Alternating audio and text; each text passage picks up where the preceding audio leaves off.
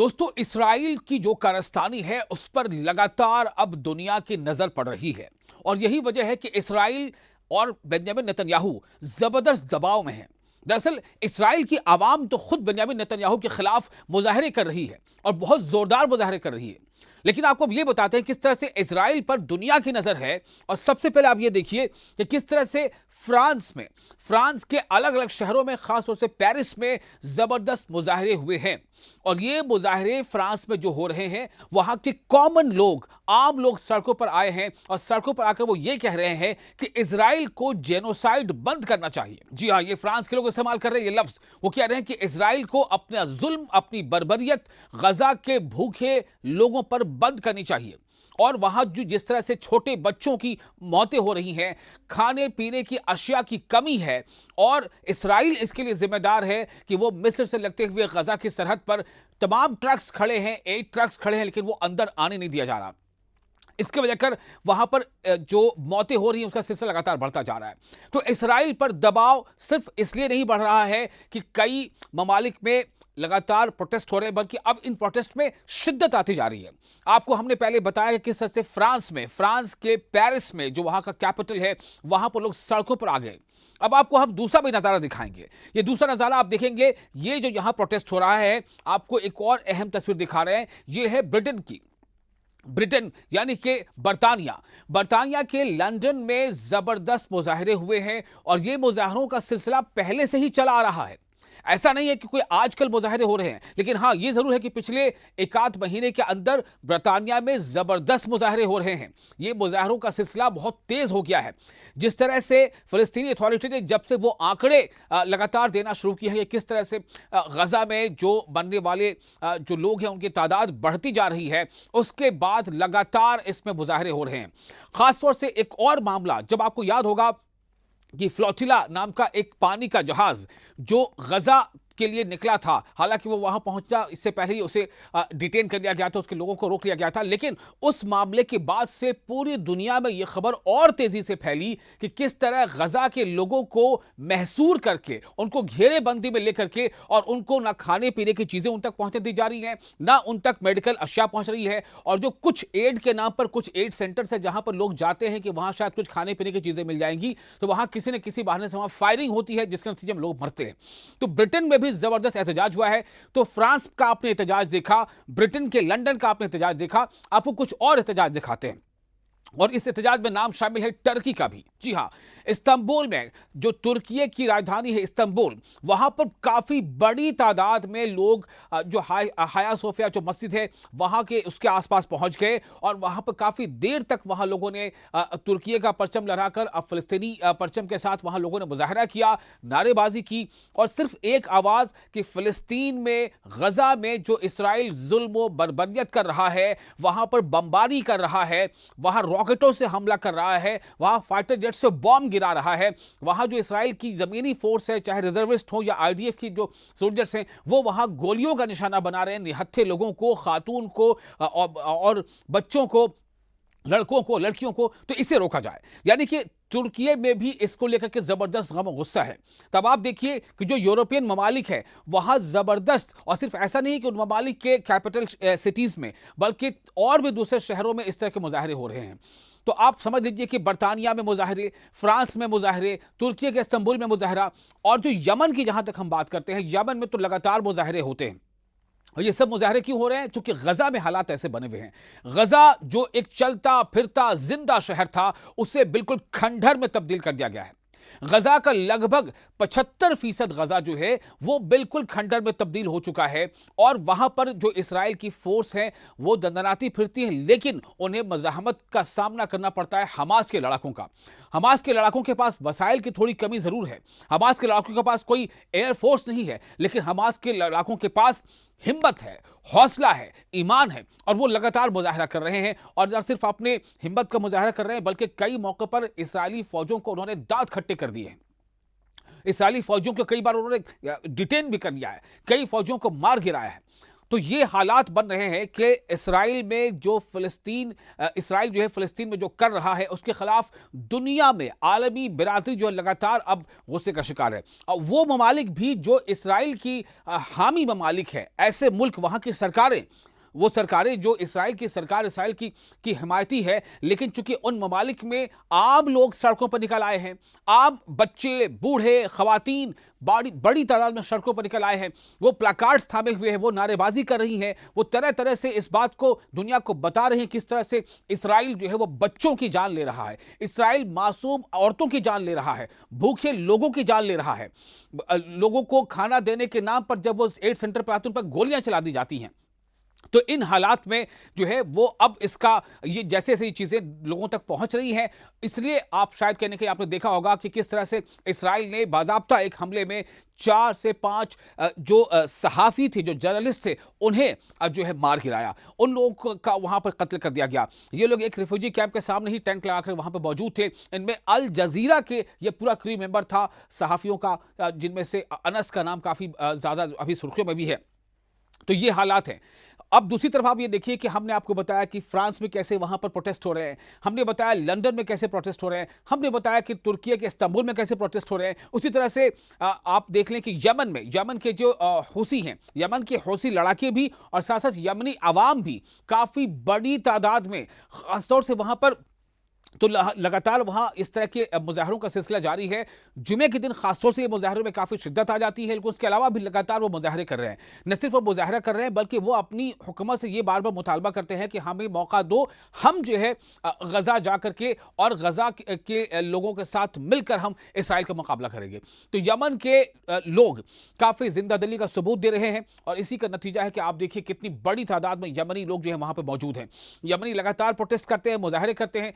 इन सब के अलावा और भी कई जगहों पर इस तरह के मुजाहरे हो रहे हैं। उसमें इटली के भी मुजाहरे भी शामिल हैं। इटली में मुजाहरे हो रहे हैं, आप यकीन मानिए, इटली में मुजाहरा, जापान में मुजाहरा, ब्राज़ील में मुजाहरा, स्लोवेनिया में मुजाहरा। कई मुल्कों की अवाम तो अब यहाँ तक कह चुके हैं कि ये अब बहुत ज़रूरी हो गया है कि इसराइल ये अपना जुल्म व बर्बरियत बंद कर ले, वरना हम इसराइल से कई तरह के जो ताल्लुकात वो मुनक़ता कर लेंगे। इसमें एक नया नाम शामिल हो गया ऑस्ट्रेलिया का। ऑस्ट्रेलिया के सिडनी में अभी 3-4 रोज कबल ही जबरदस्त वहां पर मुजाहरा हुआ था। बताया जा रहा है कम से कम नहीं भी तो 3 से 4 लाख लोग सड़कों पर निकल आए थे।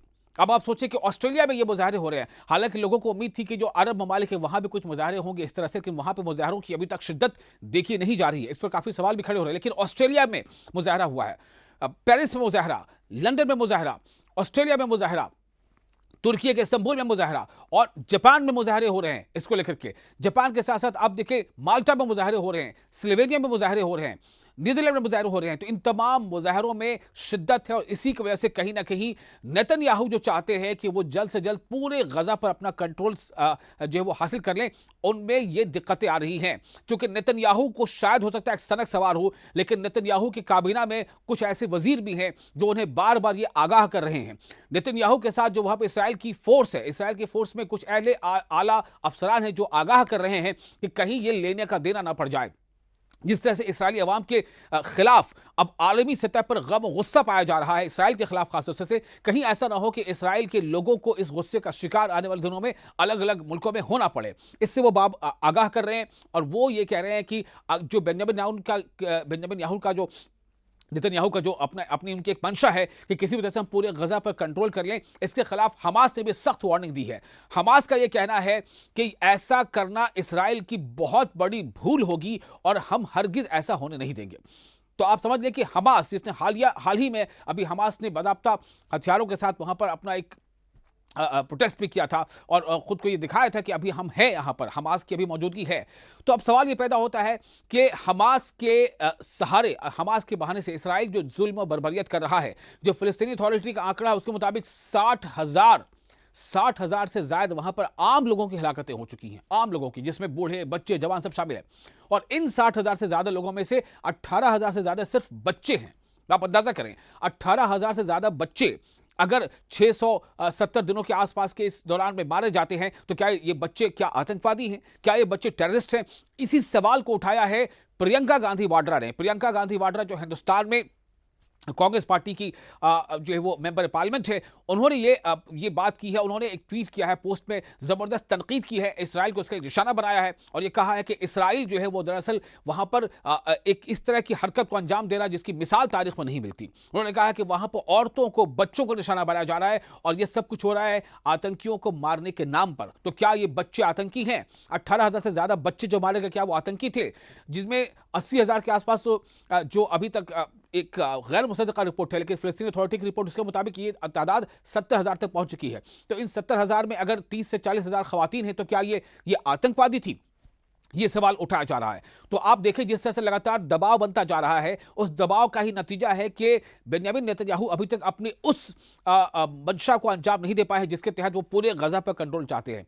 हालांकि एक बात ये उठ रही है कि वो शायद कुछ वजह से इंतजार है, क्योंकि हाल के दिनों में आपको बता दें कि 15 अगस्त बहुत ऐसी तारीख है जब 15 अगस्त को मुलाकात होने वाली है डोनाल्ड ट्रंप की और व्लादिमीर पुतिन की। तो इस मुलाकात के बाद उम्मीद है कि बहुत सारी इसमें तब्दीली आ सकती है, जबकि जितने ममालिक हैं जो इसराइल के खिलाफ मुजाहरे कर रहे हैं, इसराइल के खिलाफ बयानात दे रहे हैं, खासतौर से उन ममालिक की सरकारें जिनमें शामिल है फ्रांस, जिनमें शामिल है बरतानिया, जिनमें शामिल है ब्राजील, जिसमें शामिल है माल्टा, जिनमें शामिल अब हो गया है ऑस्ट्रेलिया, ये तमाम लोग ये कह रहे हैं कि हम फ़लस्तीन के सपोर्ट में तब आ सकते हैं जब सिक्योरिटी काउंसिल में इसको लेकर के एक मीटिंग होने वाली है, एक इजलास होने वाला है सितंबर के महीने में। और सितंबर के महीने में हम जो है फ़लस्तीन को 2 स्टेट थ्योरी के तहत हम फ़लस्तीन को एक अलग स्टेट की मान्यता देंगे, उसे अप्रूवल देंगे। तो ये दबाव का ही नतीजा है जो अलग अलग मुल्कों, खासतौर से यूरोपियन ममालिक के जो कैपिटल सिटीज़ है या दूसरे और शहर हैं, उन शहरों के लोग, उन शहरों के आम लोग सड़कों पर आकर के जिस तरह से बेंयामिन नेतन्याहू के खिलाफ, इसराइल की सरकार के खिलाफ, इसराइल की आर्मी के खिलाफ जो मुजाहरे कर रही है, जो मुजाहर प्रोटेस्ट कर रहे हैं, उसका असर है, उसके असर का नतीजा है कि उन मुल्कों की सरकारें भी जो है अब वो इसराइल के इस इक़दाम के खिलाफ आवाज लगा रही हैं और इसराइल की सरजनिश कर रही हैं। इसराइल के साथ ताल्लुकात को खत्म करने की जो है वो अब ऐसी बातें कर रही हैं। तो पूरी तरह से ये मामला ऐसा लग रहा है कि बहुत जबरदस्त दबाव में है बेंयामिन नेतन्याहू, और बेंयामिन नेतन्याहू पर दबाव सिर्फ बाहरी दबाव यानी एक्सटर्नल प्रेशर नहीं बन रहा, बल्कि अंदरूनी दबाव भी है। चूंकि तेल अवीव में भी जबरदस्त मुजाहरे हुए हैं, इसकी तस्वीरें अभी आपको हमने पहले भी दिखाई थी, फिर से आपको हम दिखाएंगे कि किस तरह से तेल अवीव जो इसराइल की दारुल हुकूमत है, राजधानी है, तेल अवीव में भी लगातार मुजाहरे हो रहे हैं। और इन मुजाहरों को करने वालों में खास तौर से जब से वो वीडियो वायरल हुआ है जिसमें यावोर को दिखाया गया कि किस तरह से यावोर एक जो फ़लस्तीन के जो हमास जो कारकुन हैं उनकी क़ैद में जो इसराइली एक कैदी है, वो खुद एक विजुअल में दिखता है कि वो अपने लिए कब्र खोद रहा है। वो कह रहा है कि मैं अपने लिए कब्र खोद रहा हूँ, चूँकि मैं धीरे धीरे मौत के करीब जा रहा हूँ। तो उनका ये कहना था कि दरअसल इसराइल जो भी इक़दाम कर रहा है उसके नतीजे में इसराइली जो बंदी है उनकी ज़िंदगी ख़तरे में पड़ गई है। तो इस वजह से अब ये दबाव ज़बरदस्त स्तर से पड़ रहा है और इसराइल की आवाम जो तेल अवीव में मुजाहरे कर रही है वो ये कह रही है कि गजा पर होने वाली तमाम कार्रवाई को जल्द से जल्द रोक दिया जाए। इस बात की लगातार मांग उठ रही है। हालांकि ये मुजाहरे, ये मांग पहले से ही हो रहे हैं, लेकिन इनमें अब शिद्दत आ गई है और बेंयामिन नेतन्याहू के खिलाफ खासतौर से लोग गुस्से में हैं, इसराइल की आवाम गुस्से में है। इसलिए तेल अवीव में जबरदस्त मुजाहरे हो रहे हैं और लगातार मुजाहरे हो रहे हैं। ऐसा नहीं कि 1 घंटे, 2 घंटे, 3 घंटे के लिए, यानी मुजाहरों का सिलसिला तेल अवीव में भी जारी है, तुर्की के इस्तांबुल में भी जारी है, फ्रांस के पेरिस में भी जारी है और ब्रिटेन के लंदन में भी जारी है और भी कई मुल्कों में, ऑस्ट्रेलिया के सिडनी में भी जारी है। लगातार ये मुजाहरे बता रहे हैं कि अब जिस तरह से बेंयामिन नेतन्याहू ने शायद ये सोचा था कि दुनिया को गफलत में रख करके और दुनिया को वो बात बताकर जो हम कहते हैं, यानी कि वैसी तमाम बातें जो सच से परे हैं, उन्हें बताकर हम कहीं ना कहीं अपनी मकसद को हासिल कर लेंगे, अपनी मंशा को हम पूरा कर लेंगे। लेकिन अब ऐसा लगता नजर नहीं आ रहा है, क्योंकि दुनिया के अक्सर मुल्कों में इसके खिलाफ आवाजें उठ रही हैं। बस सिर्फ कहीं से अगर आवाज उठने में कमी है तो वो है अरब ममालिक। अरब ममालिक के सरबराहान कभी ना कभी कंडेमनेशन जरूर करते हैं, कुछ ना कुछ ऐसे मजम्मती बयान जरूर देते हैं, लेकिन अरब ममालिक में जो अवाम है वो सड़कों पर नहीं आ रही है। ईरान में हमने कुछ हद तक मुजाहरा देखा, हमने यमन में मुजाहरा देखा कि कैसे हौसी बाकी लगातार इसराइल को हिट भी कर रहे हैं अपने मिसाइलों से, हौसी जो लड़ाके वो हिट कर रहे हैं, वहीं यमनी अवाम लगातार सड़कों पर आकर के बाज़ाब्ता वो तो यहाँ तक कि अहद कर रही है कि हमें मौका मिले तो हम जिहाद के लिए जाएंगे।